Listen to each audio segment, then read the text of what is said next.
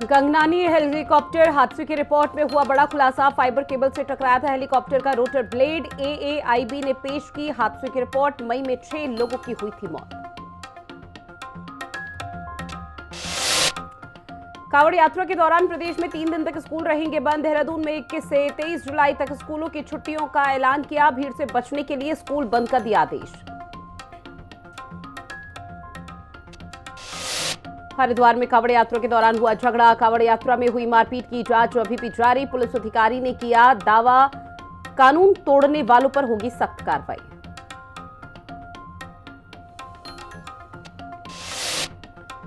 देहरादून के private school पर अवैध वसूली का लगा आरोप। स्कूल प्रशासन ने मैगजीन के नाम पर बच्चों से 200 रुपए मांगे। प्रशासन ने अभिभावकों से शिकायत करने की अपील की।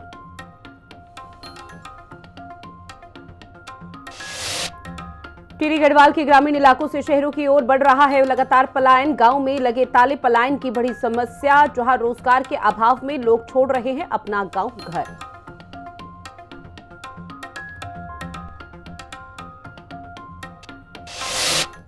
नमस्कार, आप देख रहे हैं अपना उत्तराखंड का एक खास बुलेटिन। मैं हूं आपके साथ ऋतु भंडारी और शुरुआत एक बड़ी खबर के साथ बुलेटिन की करेंगे, जहां गंगनानी हेलीकॉप्टर हादसे पर एक बड़ा अपडेट सामने आया है। आपको बता दें कि हादसे की अब शुरुआती जांच रिपोर्ट सामने आ चुकी है, जहां एएआईबी ने पेश की है हादसे की रिपोर्ट। हादसे में 6 लोगों की मौत हुई थी, जहां केबल से टकराया था रोटर ब्लेड। मई महीने में ये हेलीकॉप्टर क्रैश हुआ था, जिसमें 6 लोगों की मौत हो गई थी। और अब इस पूरे मामले को लेकर एएआईबी ने रिपोर्ट पेश की है।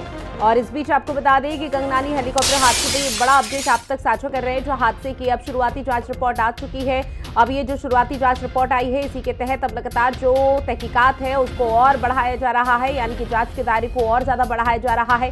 एएआईबी ने इस दौरान हादसे की रिपोर्ट पेश की है, जहां इस बड़े हादसे में 6 लोगों की दर्दनाक मौत हो गई थी। केबल से टकराया था रोटर ब्लेड, जिसकी वजह से बड़ा हादसा हुआ था।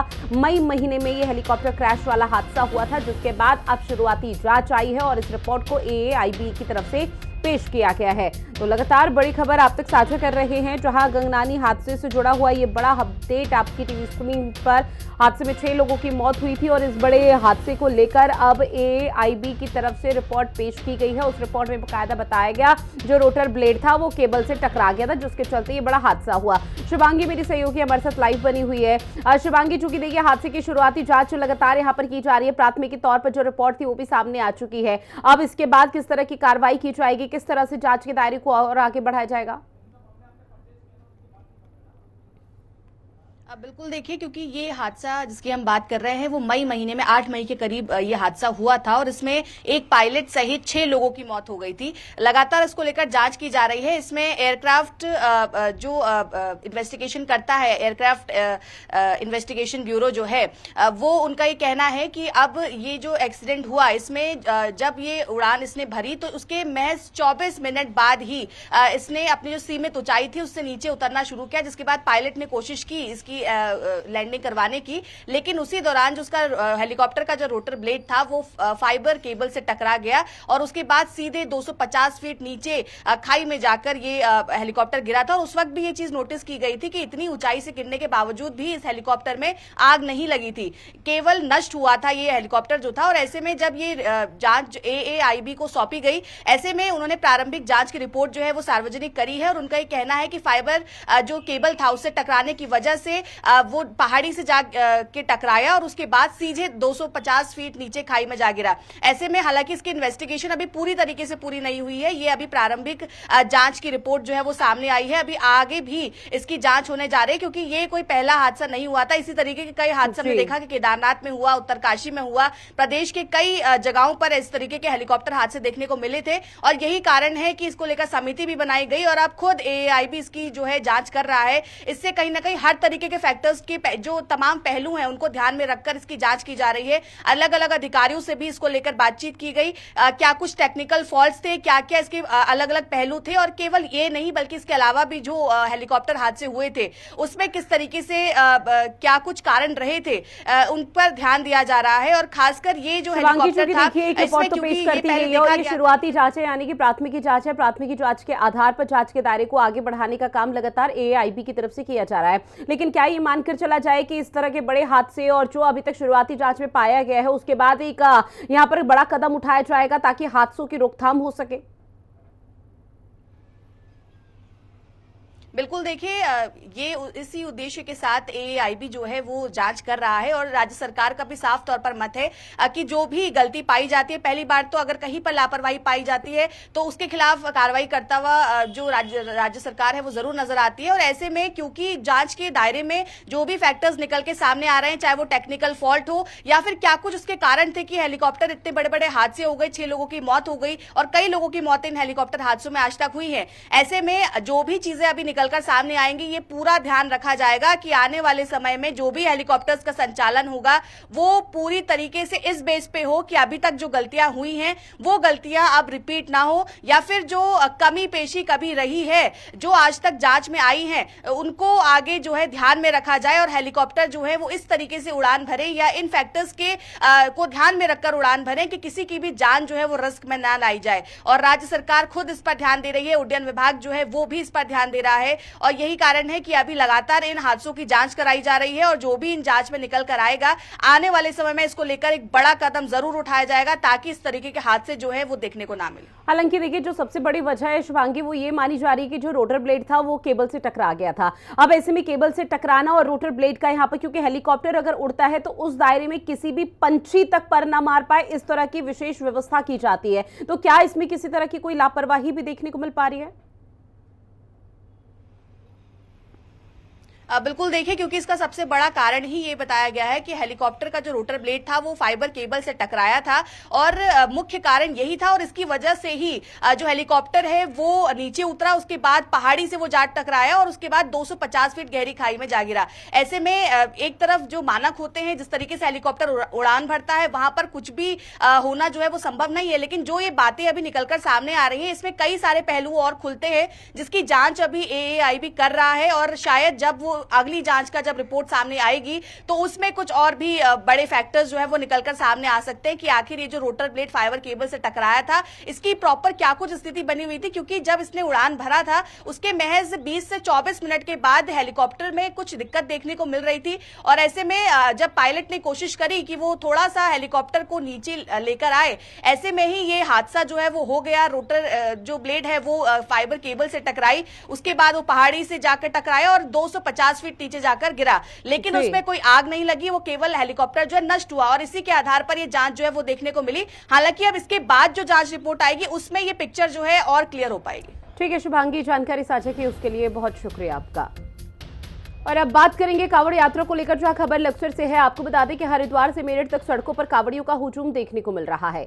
हर तरफ हर जगह बम बम के जयकारे सुनाई दे रहे हैं और इसके साथ ही अजब गजब नजारे भी देख रहे हैं। जहां कहीं कांवड़ियों का नृत्य तो वहीं कहीं अनोखे करतब भी भोले के भक्त सड़कों पर करते हुए नजर आए। हिंदी खबर संवाददाता ने ग्राउंड जीरो पर जाकर जायजा लिया है, आप भी जरा देखिए।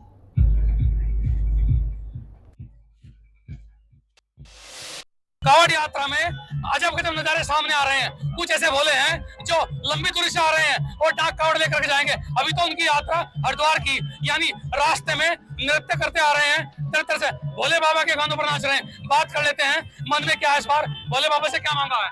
भोले बाबा से बहुत सारी दुआ मांगी है। क्या दुआ मांगी है? बताओ। कामयाब हो जाएंगे अपना। क्या कामयाबी चाहते हैं? नौकरी चाहते हैं जी। नौकरी। आप स्टूडेंट हैं? हाँ जी। कौन सी क्लास में पढ़ रहे हैं? बीए कर रहे हैं।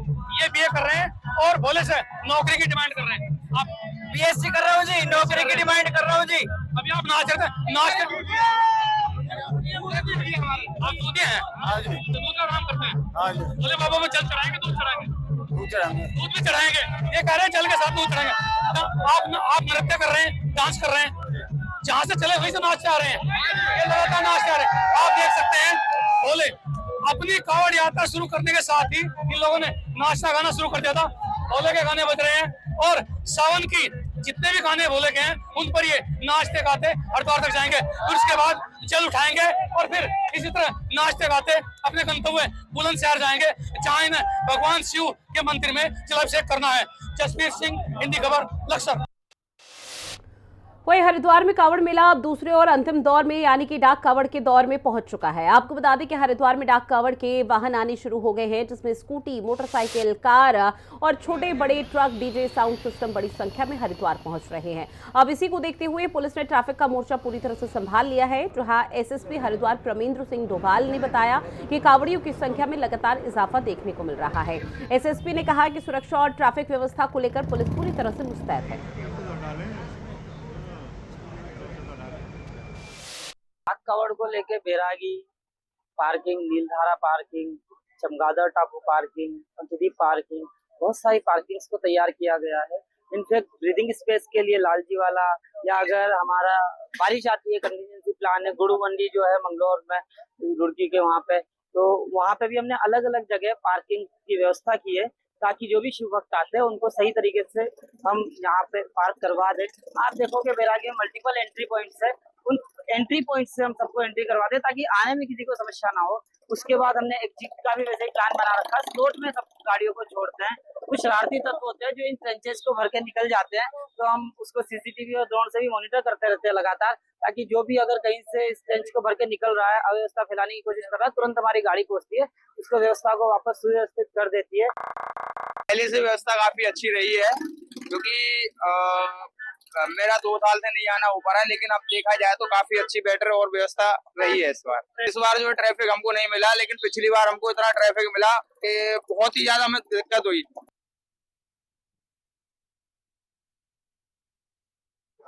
कावड़ मेला अपने अंतिम चरण पे है और जो कावड़ डाक कावड़ियां हरिद्वार में आने शुरू हो गए हैं। जो बैरागी कैंप में हरिद्वार कप्तान साहब है, किस तरह की व्यवस्था है इस बार कावड़ी डाक कावड़ आने शुरू हो गई? देखिए, डाक कांवड़ बिल्कुल प्रारंभ हो चुकी है और हम कांवड़ यात्रा के 3rd फेज में आज प्रवेश कर चुके हैं, जिसमें डाक कांवड़ पूरे फ्लो से आज मॉर्निंग से ही लगातार दबाव बना हुआ है।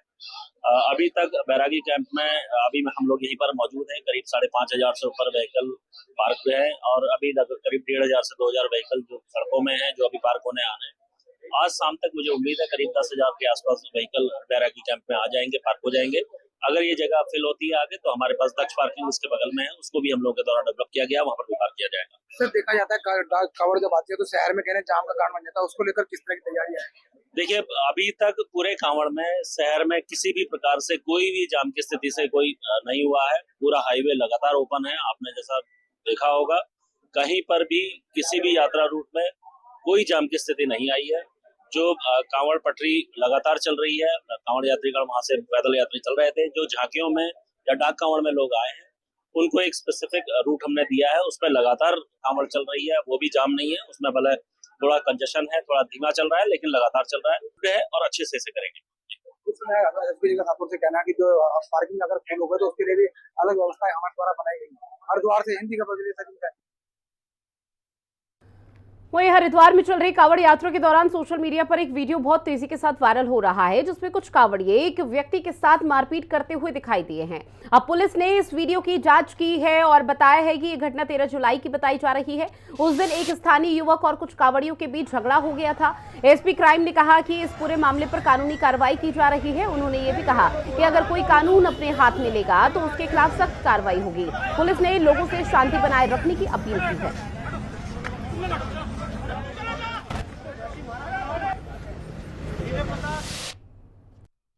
वीडियो तो मैंने देखा नहीं है, लेकिन उसमें जिस हिसाब से दिखाया गया है, दोनों तरफ से हुआ है। सबसे शांति की अपील करेंगे कि शांति बनाए रखें। जो कांवड़ मेला है, ये हम सबका मिलके मेला है और हम चाहते हैं कि ये सुगम तरीके से संपन्न हो। इसमें सबका योगदान बहुत जरूरी है। सभी इसमें अपना प्रॉपर योगदान दें और सभी किसी भी तरीके से कानून को अपने हाथ में ना ले। ये मैसेज बहुत क्लियर है कि आप सबसे अनुरोध है, कोई भी कानून को अपने हाथ में ना ले। अब बात करेंगे देहरादून की, जहां कांवड़ यात्रा के दौरान बढ़ने वाली भीड़ और ट्रैफिक को देखते हुए जिला प्रशासन ने 21 से 23 जुलाई तक कई स्कूलों में छुट्टी घोषित कर दी है। ये छुट्टी नगर निगम क्षेत्र और हाईवे या फिर कांवड़ मार्ग के पास स्थित सभी सरकारी, निजी और अन्य स्कूलों पर लागू होगी। प्रशासन का कहना है कि ये फैसला छात्रों की सुरक्षा और ट्रैफिक व्यवस्था बनाए रखने के लिए किया गया। साथ ही कांवड़ यात्रा के समय बड़ी संख्या में श्रद्धालु हरिद्वार, देहरादून के रास्तों से गुजरते हैं, जिससे शहर में भारी भीड़ हो जाती है। ऐसे में बच्चों को आने जाने में परेशानी न हो, इसलिए 3 दिन तक स्कूलों में छुट्टियों का ऐलान कर दिया।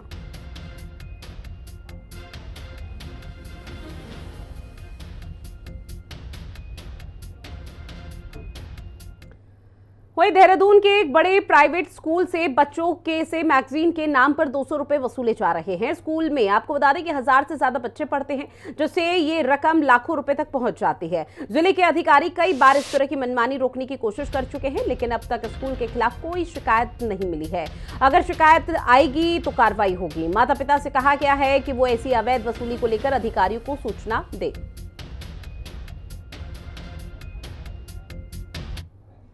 देखिए, इसमें ऑनरेबल सीएम के भी सख्त डायरेक्शंस थे कि किसी भी कॉस्ट पर बच्चों का और पेरेंट्स का जो शोषण है, एक्सप्लॉयटेशन है in the name of privatisation of education, वो स्वीकार्य नहीं होगा।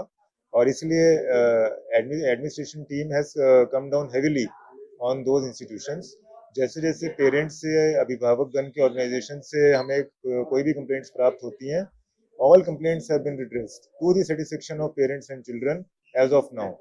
यदि और भी किसी इंस्टीट्यूशन की कोई भी पेरेंट ऑर्गेनाइजेशन शिकायत करेगी, that will be duly taken up। और जो हमारे नॉर्म्स हैं, गाइडलाइंस हैं, जो एडमिनिस्ट्रेशन ने स्टैंडर्ड सेट किए हैं, उसमें every institution has to set it. वहीं टिहरी गढ़वाल में ग्रामीण इलाकों से शहरों की ओर लोग लगातार पलायन कर रहे हैं, जहां जिला पंचायत और क्षेत्र पंचायत के चुनाव के दौरान अधिकांश घरों में ताले लगे हुए हैं। लोगों का गांव छोड़कर शहर जाना बड़ी समस्या बन गया है। इससे गांव में न सिर्फ खेती बाड़ी बढ़ती प्रभावित हो रही है, बल्कि चुनाव में भी प्रत्याशी वोटरों से मिल नहीं पा रहे।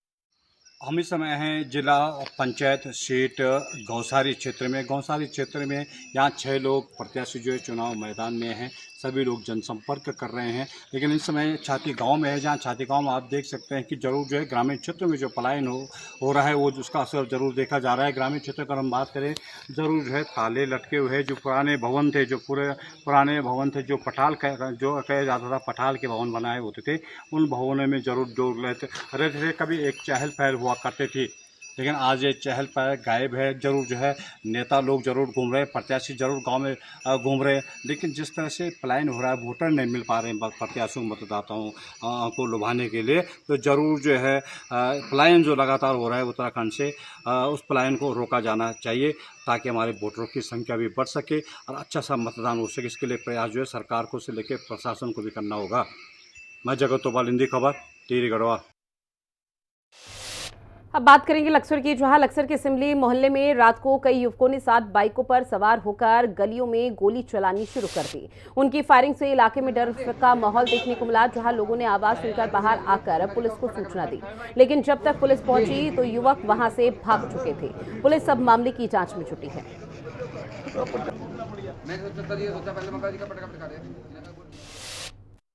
कुछ दहशत तो आप देख सकते हैं कि कितने सब लोग अपने घरों से बाहर हैं और सब यहाँ भीड़ जमा हुई है, और बच्चे भी डरे हैं। दहशत तो है ही है, क्योंकि जब फायरिंग होती है तो दहशत तो रहती है। लोग गर्मी का मौसम है, बाहर भी बैठे, अपने घर के बाहर भी बैठे, किसी को लग जाती। उन्होंने यहाँ से फायर करना शुरू किया तिराहे से, और आगे तक फायर करते चले गए। और ये बता रहे सुशील जी कि पीछे भी उन्होंने फायर किए हैं। ये तो मेरे ख्याल से यहाँ तो 5-6 राउंड फायरिंग हुई होगी। मैं इधर से आ रहा था तो मैंने यहाँ जमा भी लोगों को देखा, तो मैंने जानकारी ली, तो जब पता चला कि लगभग 15-20 मिनट पहले यहाँ इस तरीके की वारदात हुई है, और जिससे वार्ड नंबर 2 और 3 के लोगों में दहशत का माहौल है। और ये वार्ड नंबर 2 और 3 का मुख्य मार्ग है, और ये लगभग 1 माह के अंदर दूसरी घटना है। इससे लगभग 15-20-25 दिन पहले इसी तरीके की दूसरी घटना हुई थी। उसमें कोई फायरिंग ना होने के बावजूद उसमें जिस व्यक्ति ने वारदात की थी, उसने पिस्टल निकाल के दिखाए थे अपने। पहले यहाँ पे एक फायरिंग, हम यहाँ खाट बिछा के बैठे थे अपने ताऊ जी के पास में, और यहाँ से पहली फायर यहाँ पे हुई हमारे पास में ही। और फिर आगे जाके हमारे एक भाई ने गाली दी, यहाँ से गाली दी उनको, और फिर उन्होंने आगे जाके कट्टा काट के, फिर मैंने उधर जाके देखा आगे जाके थोड़ा सा, तो उसने कट्टा काटा, लोड करा, और फिर इधर को हमारी तरफ को फायर करी। मैं पीछे हट गया उससे। अब खबर लक्सर से है, जहां गिधावली गांव में खुशर पाल सिंह नाम के व्यक्ति के घर में अचानक देर रात विशालकाय मगरमच्छ घुस गया। मगरमच्छ के घुस जाने से परिवार के लोगों में हड़कंप मचा हुआ है और उन्होंने शोर मचाना शुरू कर दिया। शोर सुनकर गांव के सैकड़ों लोग मौके पर इकट्ठा हो गए, जहां ग्रामीणों ने वन विभाग के आला अधिकारियों को सूचना दी है। साथ ही सूचना पाते ही लक्सर रेंज ऑफिस से वन विभाग की टीम मौके पर पहुंच गई। टीम ने घंटों तक मशक्कत की और बमुश्किल मगरमच्छ का सुरक्षित रेस्क्यू भी कर लिया। रेंजर शैलेंद्र नेगी ने बताया कि रेस्क्यू के बाद मगरमच्छ को सुरक्षित गंगा नदी में छोड़ दिया गया।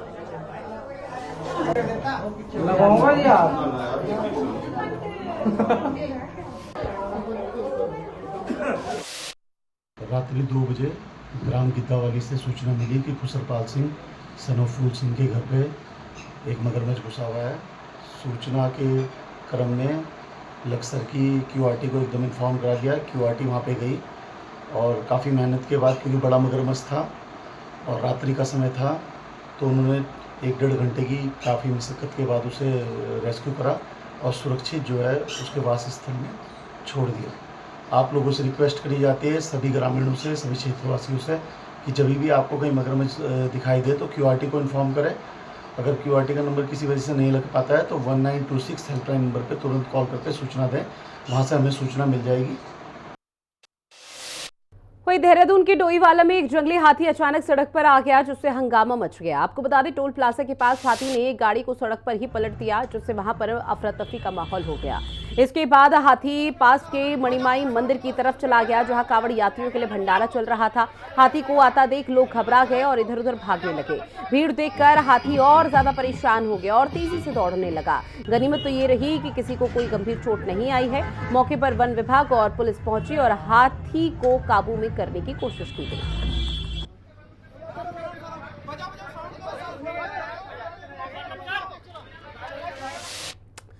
वहीं धामी सरकार ने उत्तराखंड में 1 लाख करोड़ रुपए के निवेश की ग्राउंडिंग पूरी कर ली है, जिसे लेकर निवेश उत्सव का आयोजन कल किया गया था। अब ऐसे में रुद्रपुर में आयोजित उत्तराखंड निवेश उत्सव में मुख्य अतिथि केंद्रीय गृह मंत्री अमित शाह ने इस उपलब्धि के लिए सीएम पुष्कर सिंह धामी को ढेरों शुभकामनाएं और बधाई दी। सीएम पुष्कर सिंह धामी ने कहा कि गंभीरता से लिए गए फैसले और किए गए प्रयास और नीतियों में सुधार के कारण सरकार को ये सफलता हाथ लगी है, जिससे राज्य विकास की नई ऊंचाइयों को छुएगा। रिपोर्ट देखिए। 1 लाख करोड़ के निवेश की ग्राउंडिंग हुई पूरी। धामी सरकार का उत्सव कांग्रेस तंज कस रही। केंद्रीय गृह मंत्री ने सीएम धामी को दी बधाई। उत्तराखंड छुएगा औद्योगिक समृद्धि की नई ऊंचाई। उत्तराखंड में 1 लाख करोड़ रुपए के निवेश की ग्राउंडिंग पूरी होने को लेकर रुद्रपुर में उत्तराखंड निवेश उत्सव का आयोजन किया गया। कार्यक्रम में केंद्रीय गृह मंत्री अमित शाह मुख्य अतिथि रहे। सीएम पुष्कर सिंह धामी ने केंद्रीय गृह मंत्री और उत्सव में आए अतिथियों का स्वागत किया। कार्यक्रम में केंद्रीय गृह मंत्री ने 1342 करोड़ रुपए की विकास योजनाओं का लोकार्पण और शिलान्यास भी किया। केंद्रीय गृह मंत्री ने राज्य में 1 लाख करोड़ के निवेश की ग्राउंडिंग के लिए धामी सरकार को बधाई दी। अमित शाह ने सीएम धामी की तारीफ करते हुए कहा कि पहाड़ी राज्यों में निवेश लाने में पहाड़ चढ़ने जितनी कठिनाई होती है, लेकिन उत्तराखंड सीएम ने सारी परिकल्पनाओं को तोड़ा है। अमित शाह ने कहा कि उत्तराखंड में 1 लाख करोड़ के इन्वेस्टमेंट आने के साथ ही 81,000 से अधिक रोजगार का भी सृजन हुआ है। कार्यक्रम में सीएम पुष्कर सिंह धामी ने कहा कि 2023 में देहरादून में आयोजित ग्लोबल इन्वेस्टर समिट के दौरान कुल 3.5 लाख करोड़ से अधिक के MOU साइन किए गए थे, जिनमें से 1 लाख करोड़ रुपए के निवेश की ग्राउंडिंग हुई है। मुख्यमंत्री ने कहा कि गंभीर प्रयासों और नीतिगत सुधार के कारण बड़ा निवेश लाने में सफलता मिली है, जो राज्य को आत्मनिर्भरता और औद्योगिक समृद्धि की नई ऊंचाइयों पर ले जाएगा।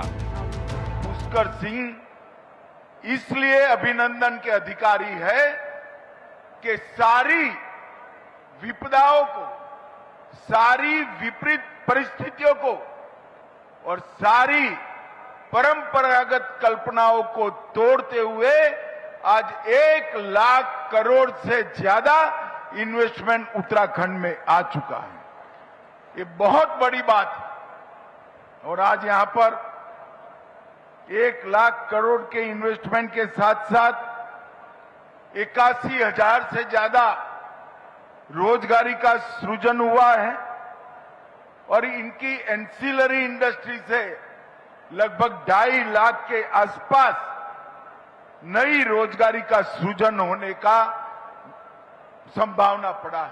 उत्तराखंड ग्लोबल इन्वेस्टमेंट समिट की तीसरी ग्राउंडिंग सेरेमनी कर रहे हैं। इससे पूर्व संपन्न हुई 2 ग्राउंडिंग ब्रेकिंग सेरेमनी में जहां 71,000 करोड़ रुपए से अधिक की निवेश परियोजनाओं की सफलतापूर्वक ग्राउंडिंग करने में हम सफल रहे हैं, वहीं आज ये आंकड़ा 1 लाख करोड़ को पार कर गया है।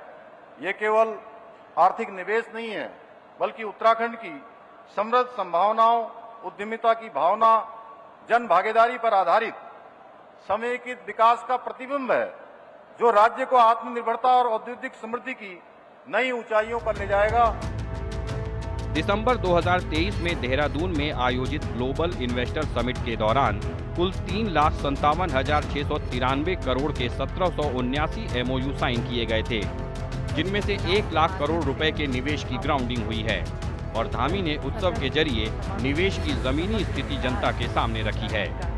ऊर्जा सेक्टर में 40,341 करोड़ का निवेश, उद्योग सेक्टर में 34,086 करोड़ का निवेश, आवास सेक्टर में 10,055 करोड़ का निवेश, पर्यटन सेक्टर में 8,635 करोड़ का निवेश, उच्च शिक्षा के क्षेत्र में 5,116 करोड़ रुपए का निवेश, अन्य क्षेत्र में 3,292 करोड़ रुपए का निवेश।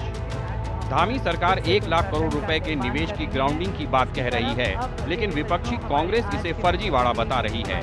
कांग्रेस नेता और पूर्व कैबिनेट मंत्री हरक सिंह रावत ने कहा है कि सरकार जो भी दावा करे, लेकिन हकीकत में इन्वेस्टर समिट कार्यक्रम के आयोजन के खर्च के बराबर का निवेश भी सरकार नहीं ला पाई है। मुझको आज ये बता दो कि कितनी फैक्ट्रियां लग गई। एक तरफ आप भू कानून बना रहे हो, एक तरफ आप फैक्ट्रियों के नाम पर जो है, और ये सब फर्जीवाड़ा है। आप तिवारी जी के टाइम पे जो सैलाकोई में फैक्ट्रियां खुली थी, उनमें आधी से ज्यादा बंद हो गई। हरिद्वार में, बादराबाद में जो फैक्ट्रियां तिवारी जी के टाइम पे खुली, उधम सिंह नगर में खुली थी, वो सारी फैक्ट्रियां बंद हो गई। ये इन्वेस्टर मीट के नाम पर केवल जितना इन्वेस्टर मीट पे उसके आयोजन पे खर्च कर रहे नहीं है, कभी प्रधानमंत्री कभी गृह मंत्री को बुला के, उतने पैसे को उद्योग भी नहीं लगा पा रहे। धामी सरकार ने 1 लाख करोड़ रुपए के भारी भरकम निवेश की ग्राउंडिंग का उत्सव मनाया है, जिससे सरकार ने इन्वेस्टर समिट के बाद राज्य में निवेश पर लगातार उठ रहे सवालों पर विराम लगाने की कोशिश की है। लेकिन विपक्ष ग्राउंडिंग के इन आंकड़ों पर निशाना साधते हुए इसे फर्जीवाड़ा करार दे रहा है।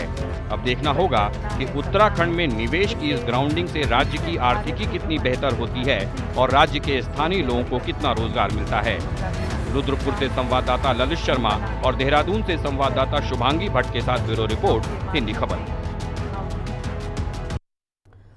वहीं सोशल मीडिया पर भी मना निवेश का उत्सव, जहां हैशटैग उत्तराखंड निवेश एक्स पर ट्रेंड हुआ है। बड़ी खबर एक्स पर नंबर 1 पर ट्रेंड हुआ निवेश उत्सव, जहां लोगों ने प्रदेशवासियों को, साथ ही सीएम पुष्कर सिंह धामी को ढेरों शुभकामनाएं और बधाई दी।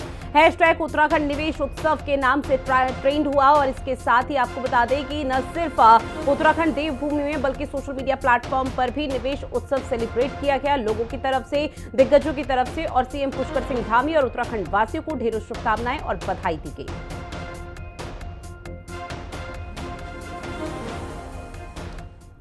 और चलिए बुलेटिन में इतना ही। आप बने रहिएगा हिंदी खबर के साथ। नमस्कार।